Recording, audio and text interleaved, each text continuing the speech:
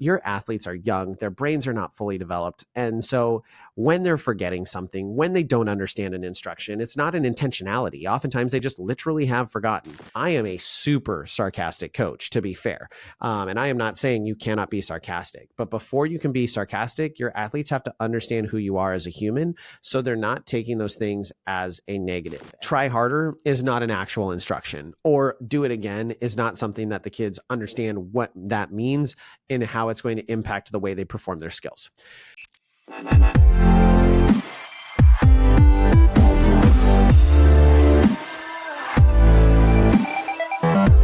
Hello, everyone, and welcome to another episode of the Cheer Biz Podcast. I'm your host, Dan Cotton, and today we are going to be diving in lessons from the mat.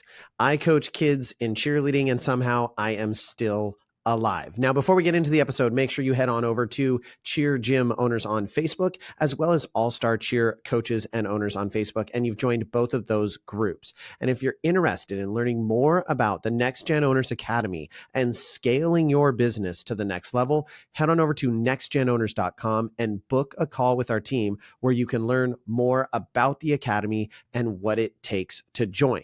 Now, I am diving into this because I am in the midst of cheerleading time, right? I am feeling like I am more in a coach mindset than I am in a business owner mindset a lot of the days. And that's because we're coming up to the end of season of 2025. Now, I did just do a business owners intensive in Orlando, Florida, right before the All-Star World Championships. It was amazing, so much amazing learning going on, which is why I think you should get to our Dallas conference, June 20th through the 22nd of 2025. You need to make sure you get there because the learning is just going to be off the charts there. We're not actually even teaching any of the subjects we just taught in Orlando at our Gym Owners Intensive. And we're also going to be doing some really amazing coaches tracks there as well. And I have been coaching now for 22 years. I started in early college, and the lessons that I've learned since then are broad. I've had so many lessons learned. Some of them are very funny. Some of them are a little bit harsh. And I want to share some of those lessons with you right now. So whether you're in end of season or you're getting ready for the next year, or you're listening to this mid-year and you just need a reset of some of the lessons learned, and maybe you can take those lessons and not learn them as painfully or as slowly as I did. So let's dive into it. Number one, first and foremost, is that kids are terrible at reading minds. Now, I realize that this is inconvenient, and we would much prefer that they know exactly what we're thinking and what we mean when we tell them how to do a specific thing. But the reality is that kids need details. This is why we have to really explain to them how we want them to accomplish something, not just that we want them to accomplish it. So breaking things down more in, what it takes to lock your leg. What muscles are you squeezing? How are you firing your muscles to open your shoulders? What are the things and the feelings that they should have in order to have their body respond correctly? And this is actually why I'm a really big fan of do language rather than don't language, also known as action language over inaction. And so what I'm looking for is, when I'm coaching, I want to make sure that I am telling an athlete, hey, I want you to do this thing. I want you to keep your arms up next to your ears and keep your head in a neutral position so you can feel your ears in between your arms when you're setting.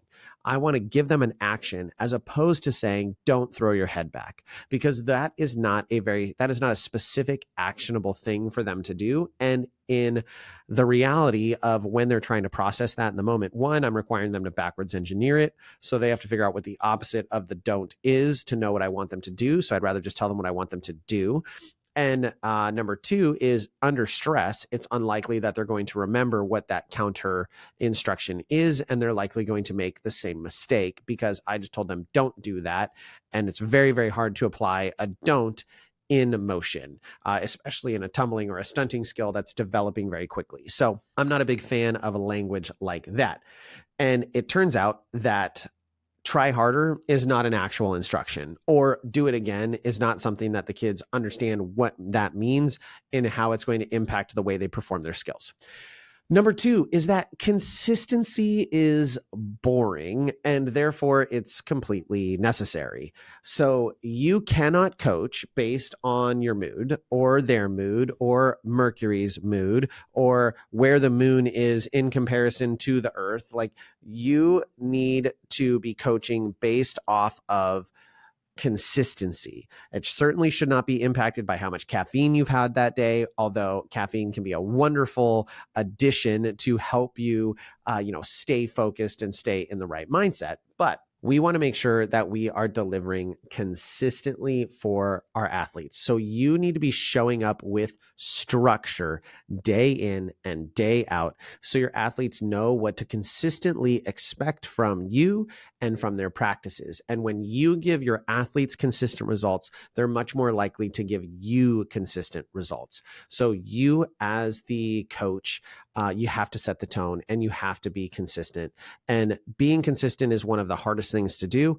That's why people struggle to lose weight. That's why people struggle to meet goals. That's why many dreams are not achieved, because of a lack of consistency. So you've got to make sure that you are focused on being consistent and arriving in a consistent manner for your athletes. Number three is that their brains are basically smooth, so you need to adjust accordingly. You're dealing with frontal lobes that are essentially under construction, so their ability to rationalize, to think logically, and to remember information is limited because their brains are not fully developed. In fact, if you coach boys, their brains are even slower to develop. They're oftentimes going to be the more difficult ones where you're like, why did you do that thing? So one of my former male athletes has gone off to college, cheered, won a bunch of nationals, and now he's back coaching for me. His name's Jelani. I've talked about him on the podcast before. And back when he was a teenager, he was so stupid. He made the dumbest mistakes. And now we have another athlete who he's about to go off to college. He just signed at Trinity Valley, and he's an amazing athlete, but he's 100% a boy. He just doesn't think things through. We were moving stuff for dream camps, and Jelani and I had gone to pick up some heavy things, and we'd left Max over in one of the trucks that we were loading, and we were going to need the pallet jack. And if you've never moved a pallet jack, they're actually very heavy and they're super unwieldy. They're very heavy in the back wheel, but the front of them is very, very light. It's aluminum and then hydraulics, and all the hydraulics are located in this one spot. And it's really nearly impossible to lift one up successfully by yourself safely. Well, we come around the corner and there is Max with this pallet jack. Basically, he's got it sitting on top of his hips. He's sitting down in the truck and he's got it sitting on top of his hips. And I see him and I'm like, don't move. What are you doing? We run over there. And he's like, well, I thought if I got it up, like I would be able to get it off the truck by myself. And it was such a boy moment of like, oh, well, I'm big and I can kind of lift this thing, so it'll be fine. And afterwards, Jelani was like, was that what you had to put up with when we were that age? And I'm like, yes, it was. Because you guys were just like, boy strong, boy lift thing.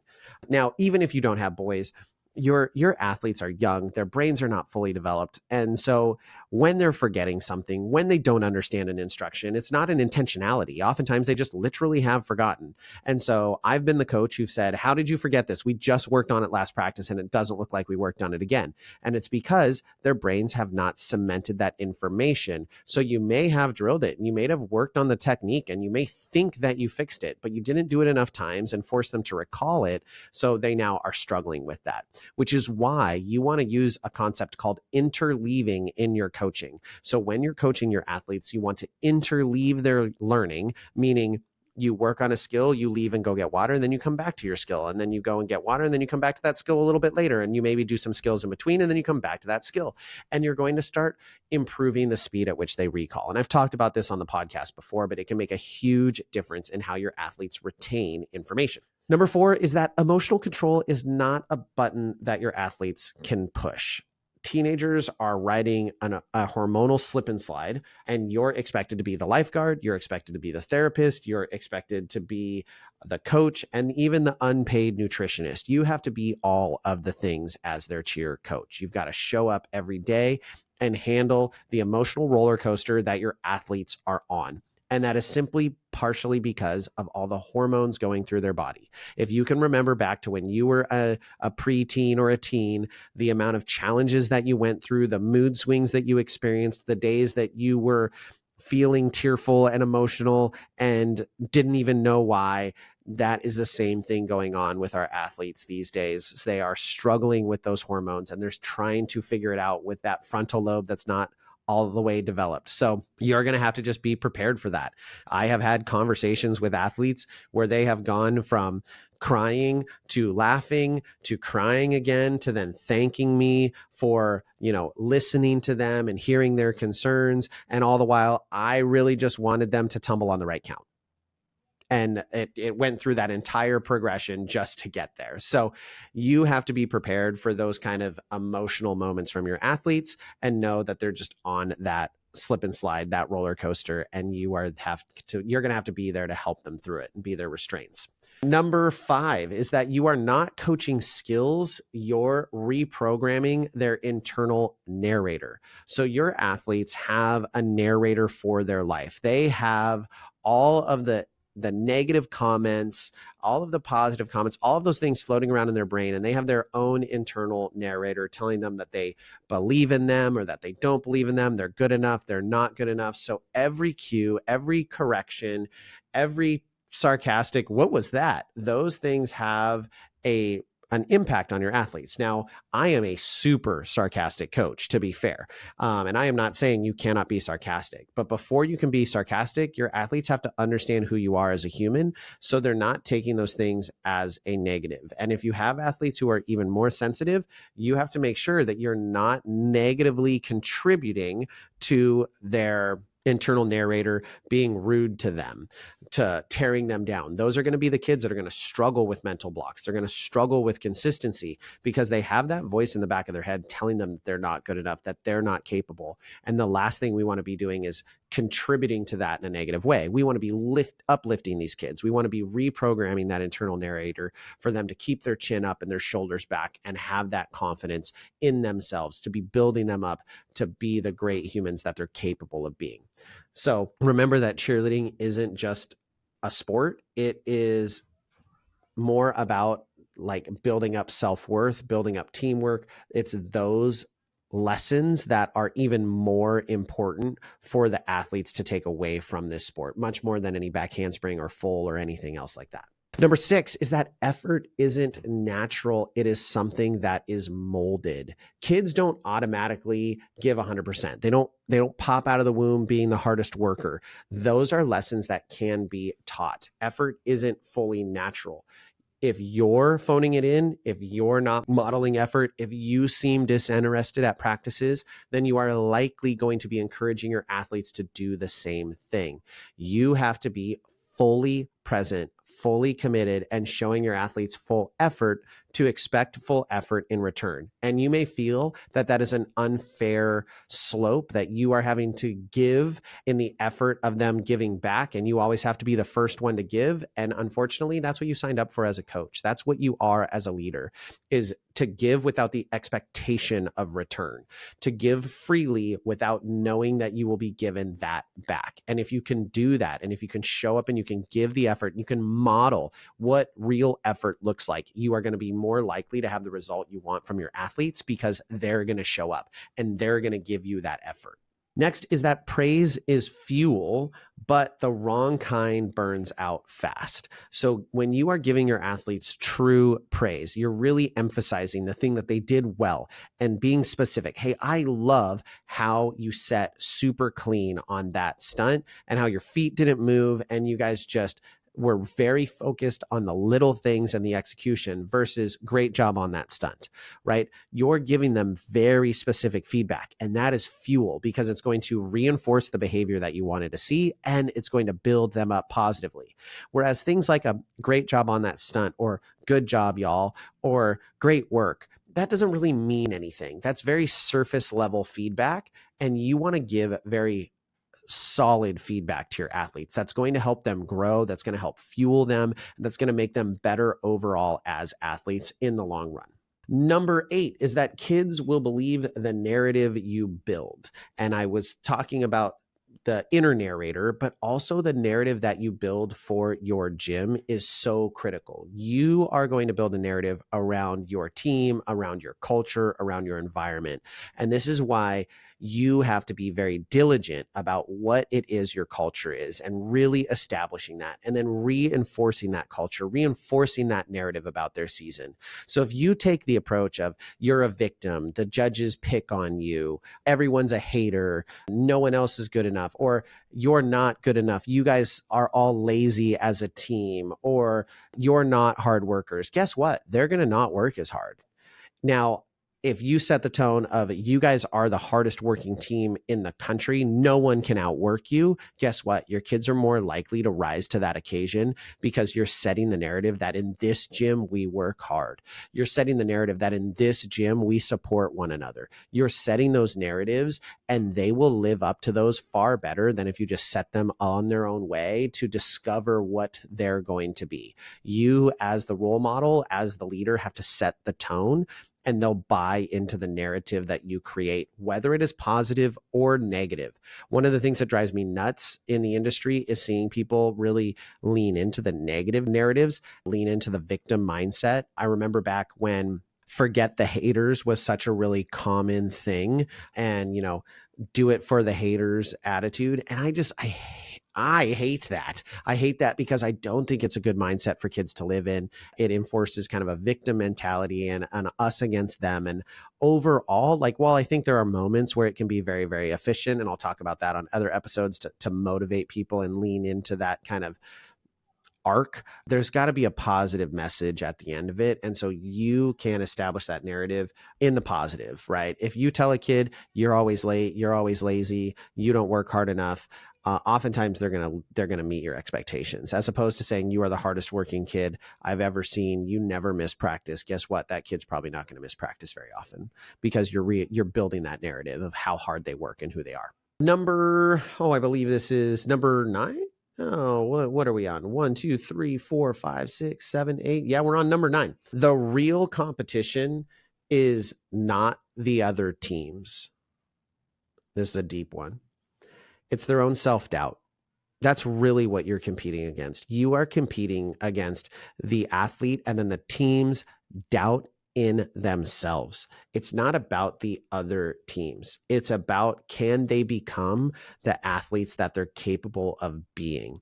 And if you can get them to all believe in themselves, all believe that they're capable of being as good as they are, then you have won the only competition that matters, because you've helped them level up as people and as athletes and as teammates. And that's the thing that matters. It's not the other teams that matter, because you're not in control of that. You cannot control what another team puts on the mat, unless you're Tanya Harding and you're going to go kneecap someone. She's from Oregon, so I can bring that up.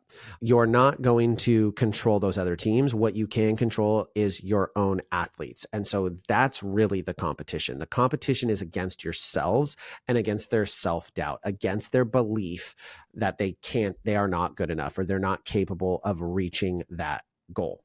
My last one is to remember that they will forget the skills that you taught them, but they will remember how you made them feel. More than anything, in 10 years, they won't remember which skills they landed, which practice they hit 2 zeros in or had 7 deductions. They won't remember those details. They might remember the big wins. They might remember the undefeated seasons, and they might even remember some of the negative moments where they didn't live up to the expectations. But more than that, they're going to remember how they felt in those moments. Because I know athletes who've won the world championships, and it's not a good memory for them because of how they felt in the moment, because of how they felt in the season. Like, yes, I won, but I hated the entire year. It wasn't, in the end, the work truly was not worth it because that win was not enough. If you can make your kids feel like winners, if you can make them know that you are the coach who has their back no matter what, if you were the coach who truly saw who they were capable of being and encouraged them to be that and held them accountable and pushed them beyond their limits that they thought previously existed and had their back and supported them, those are the lessons that your athletes are going to remember. That is what they're going to tell their kids about, tell their future athletes that they coach about. They're going to talk about the coach that made them feel a certain way, positive or negative. I hear stories from athletes of like, this coach tore me down. They broke my heart. They made me fall out of love with cheerleading. And I've heard the flip side of athletes talking about coaches that made them fall in love with the sport. I tell this story to my athletes every year about the whole reason that I'm here, the whole reason that I wanted to do what I do was my gymnastics coach way, way back. Like this imprint was made on me before I was in high school.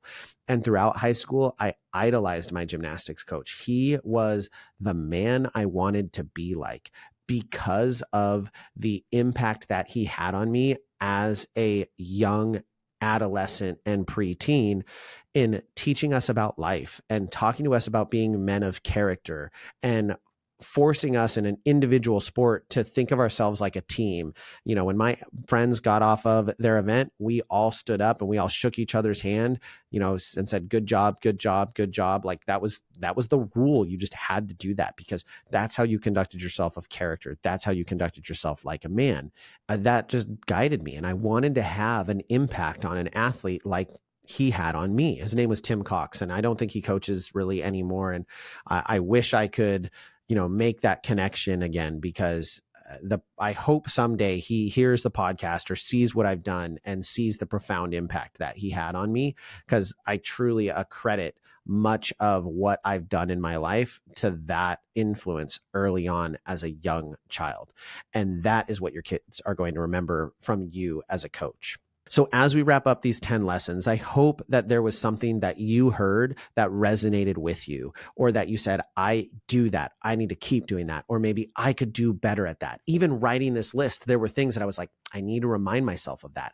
I need to remind myself, the ones that I need to remind myself of like, hey, effort is modeled. I need to make sure that I'm showing up every day, that I can't be phoning it in for my athletes, because then I'm just putting do not disturb on life. And I don't want them doing that. I need to be here and present and fully engaged. And I've talked about this a couple times this year, but these are the things that make the difference. These are the things that are going to impact your athletes and drive them forward positively. If you think there's another coach that needs to hear these lessons, please share the podcast with them. It would mean the world to me. I love having more people listening to the podcast and getting something valuable out of it. Please make sure you check out our conference in Dallas, June 20th through the 22nd. I would love to see you there and meet you. And with that, we will catch you on the next episode.